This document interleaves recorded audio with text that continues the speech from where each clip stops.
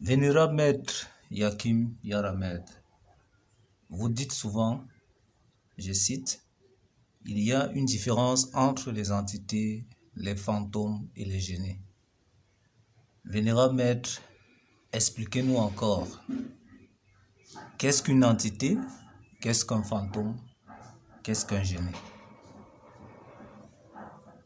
Bon, je vous le dis toujours, même dans les vidéos, je l'ai déjà dit plusieurs fois, mais il faut que je l'explique encore à un autre niveau pour que vous compreniez. Qu'est-ce qu'une entité? Une entité est le commencement d'une vie qu'on appelle cellule.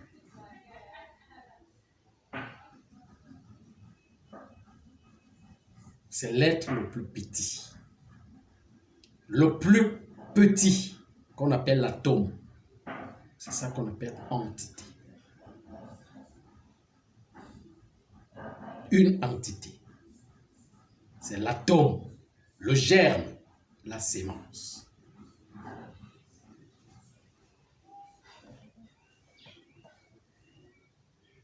Vous voyez? Bon, maintenant c'est multiples germes, multiples sémences, multiples d'atomes qui forment un corps, qui forment un être, qui forment une âme.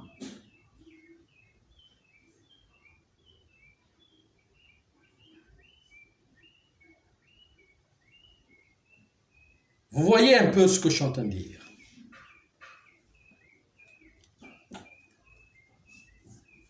Maintenant, nous allons au deuxième niveau, le fantôme. Qu'est-ce que c'est qu'un fantôme? Le fantôme, c'est la personnalité d'un humain.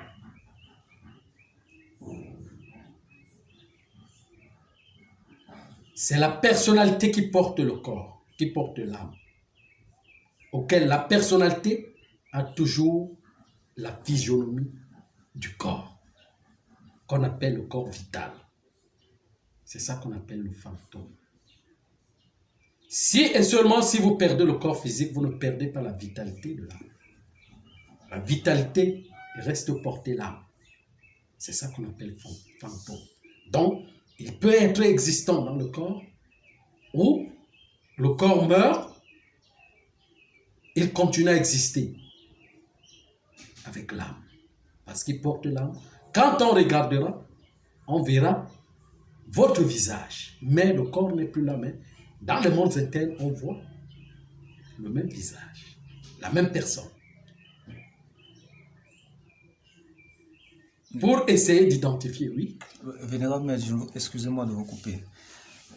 Est-ce qu'un humain peut avoir plusieurs fantômes? Par exemple, si vous avez été en France et que vous êtes parti pour réincarner aux États-Unis et après en Afrique, est-ce qu'un humain peut avoir trois fantômes?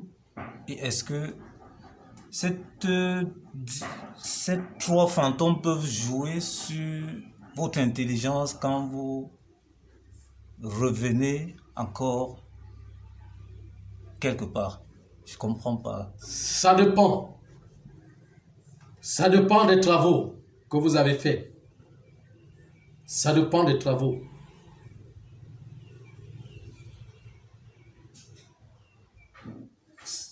Ça dépend des travaux que vous avez faits. Si et seulement si votre fantôme, le corps vital de votre âme ne s'est pas dissipé dans l'autre monde, vous pouvez revenir dans le corps et que ce fantôme continue à influencer. Surtout pour les chefs, quand on a fait beaucoup de choses, on a opéré à beaucoup de rituels, beaucoup de magie. Vous pouvez créer un fantomas, un robot astral de votre, et un autre corps vital qui ressemble à votre corps, qui est beaucoup plus fort, qui continuera des travaux sur le plan interne, dans le monde interne. Et que vous réincarnez, votre âme réincarne ailleurs, mais ce fantomas continue le travail. C'est ça qui se passe même quand on parle des reliques et autres. C'est ça qui se passe dans le monde même. Quand vous êtes dans la messe rituelle des reliques, les reliques, les ossements humains, en tout cas, tous les présents du corps, que ce soit les ossements, les ongles ou les cheveux, ce qui est toujours présent dans le corps, vous créez un fantomas, un robot astral de vous-même encore qui continue dans l'opération du clan où vous vous êtes orienté, mais ayant réincarné quelque part. Vous voyez un peu ce que je suis en train de dire. Donc, le fantôme est le corps vital. Selon ce qu'on l'attribue sur terre, ce qu'on lui a attribué, ce qu'on lui a donné, ce qu'on lui a mis. C'est comme ça qu'elle va se constituer. Si vous avez attribué de mauvais germes, elle sera attribuée. Cette personnalité sera attribuée de mauvais germes. Si vous l'avez attribué de bons germes, sera vitalisée par de bons germes. Vous voyez, c'est ce qu'on appelle fantôme. Maintenant, génie, c'est ce que les uns et les autres appellent djinn. Les autres appellent din. C'est une âme divine qui est née dans le corps humain, dans l'humain, dans une âme divine, donc la partie divine de l'âme qui naît dans l'humain. Et quand cette partie naît dans l'humain, l'humain ne peut plus prendre ce corps. C'est pour aller avec d'autres corps.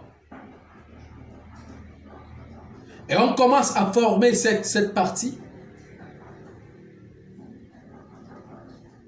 Bon, si j'entre là dans les comptages de temps, vous allez vous perdre. Mais on appelle ça à 15 millénaires. L'âme divine naît. On appelle le bébé génie. Le nourrisson génie. 15 000 ans, je dis bien. Le nourrisson génie.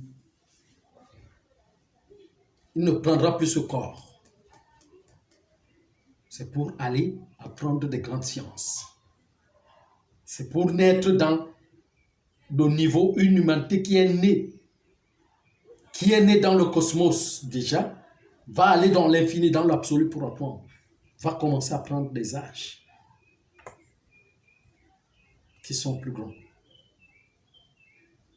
Un génie ne prendra plus ce corps. C'est ça qu'on appelle les djinns. Les êtres humains.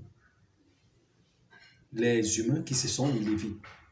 Qui sont en train de partir vers l'état d'être humain. Vraiment.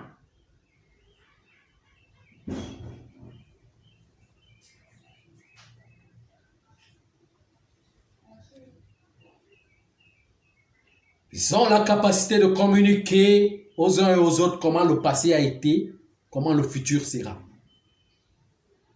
Parce que le passé qui est passé se définit toujours autour de 15 millénaires. Et dans ce passé, il y a son futur. Et le temps revient pour refaire encore. Donc c'est celui-là qui est capable de raconter le passé, le présent et le futur.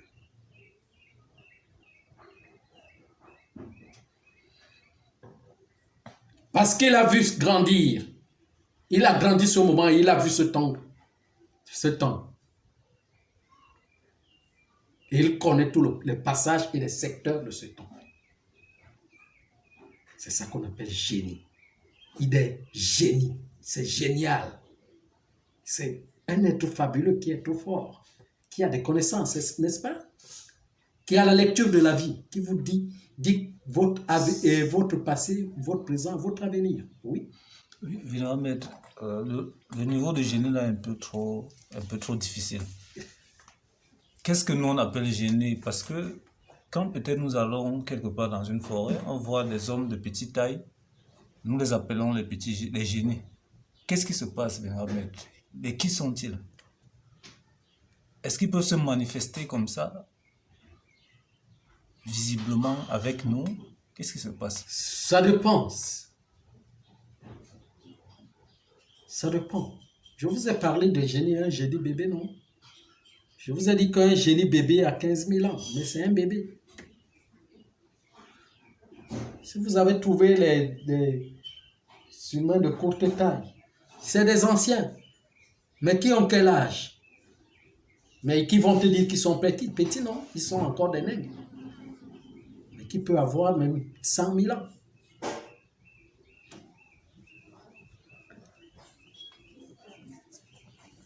Oui.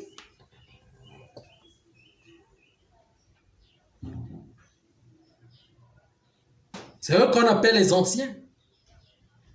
Parce qu'ils ont grandi. Ils ont vu le temps. D'autres sont là, ils sont en train de voir ils ont déjà vu beaucoup de progéniture. Et ils les ont aidés à grandir. Ils connaissent le bien et le mal.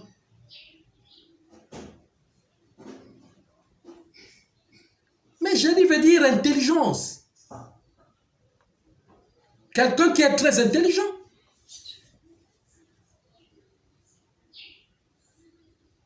Quelqu'un qui est très intelligent, il connaît combiner les molécules, il connaît combiner les atomes, tout.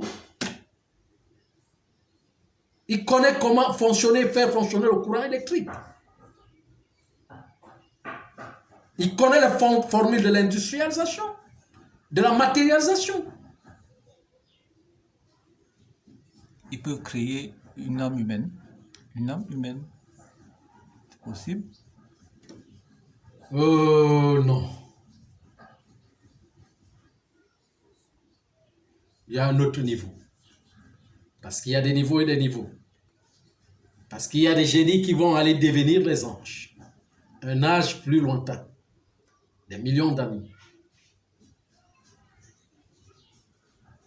C'est eux qui peuvent conceptualiser l'âme humaine et procurer la vie.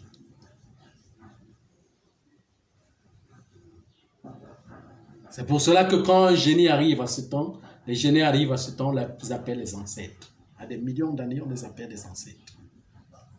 À 7 millions d'années, on appelle les gens ancêtres parce qu'ils peuvent conceptualiser l'âme humaine et le matérialiser.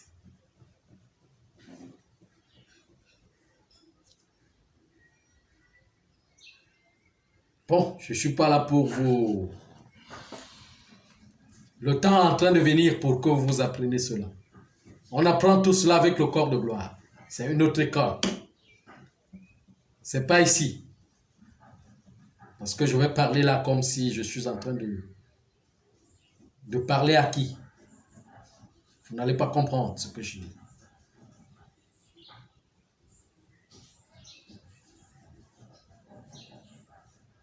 Vous voyez, donc c'est à 3 échelles. Maintenant, les entités sont quoi? Sont au niveau de l'humain. Parce que beaucoup d'atomes vont former un humain. Vous voyez un peu. Mais les génies sont au niveau de quoi? Les génies même sont au niveau de quoi? Sont au niveau du cosmos. Parce que chaque génie aussi il représente une entité cosmique. Pas une entité humaine, hein? Je dis cosmique. L'atome d'un humain n'est pas l'atome d'un cosmos. Puisque c'est un humain lui-même qui représente encore l'atome d'un cosmos. Il y a les petits atomes et les grands atomes.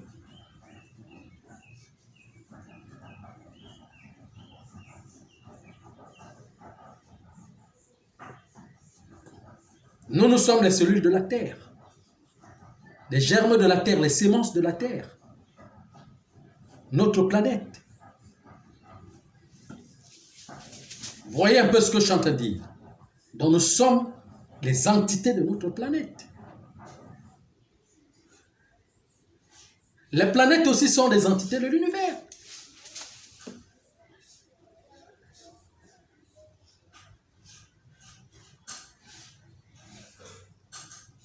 Voyez un peu ce que je suis en train de dire. Donc l'entité, c'est la plus petite, c'est le plus petit corps. Alors, quand vous ne connaissez pas faire la distinction entre les trois, vous faites fausse route. Quand vous faites le mélange, là, c'est le désordre. Si vous ne connaissez pas ce que c'est qu'une entité, ce que c'est qu'un fantôme, ce que c'est qu'un génie, vous allez mélanger. Et ce mélange-là ne vous amène à rien. Parce qu'en mélangeant, vous allez penser que vous êtes au-dessus des génies. Parce que vous allez les mélanger avec les entités.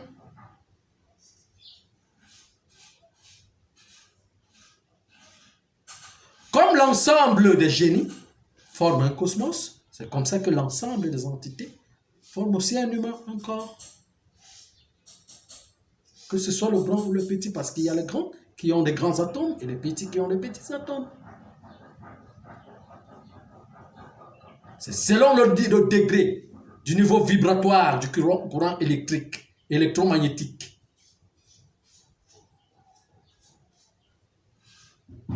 Des phases 0, 1, 2, 3, 4, jusqu'à 10. Oui. Vénérable Maître, comme nous sommes au début des travaux de la spiritualité, comment est-ce que nous allons travailler? Les travaux de l'éveil. Les travaux de l'éveil, merci. Comment est-ce que nous allons fonctionner, travailler avec les entités, les fantômes et les génies? Comment est-ce que ça va se passer?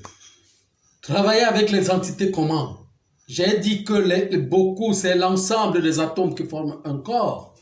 Déjà, nous formons, c'est les entités qui nous forment, qui forment le corps. Et maintenant, travailler avec des entités, c'est quoi? C'est les atomes, c'est le mélange des atomes. Et les fantômes qui sont emprisonnés? Maintenant, il faut maintenant purifier les atomes qu'on a pollués, c'est tout. Il faut purifier la pensée, le mental. Il faut purifier la parole. Il faut purifier le corps. Les atomes seront purifiés.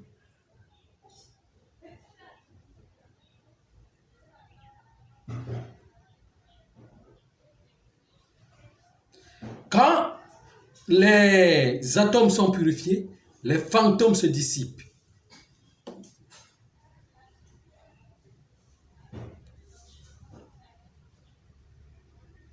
Les fantômes se dissipent, ils deviennent cendres.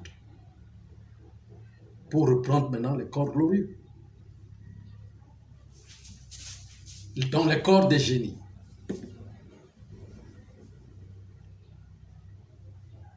Voyez un peu. Oui, c'est cette organisation que je voulais savoir. Encore d'autres questions? Non, merci, Vénérable Maître.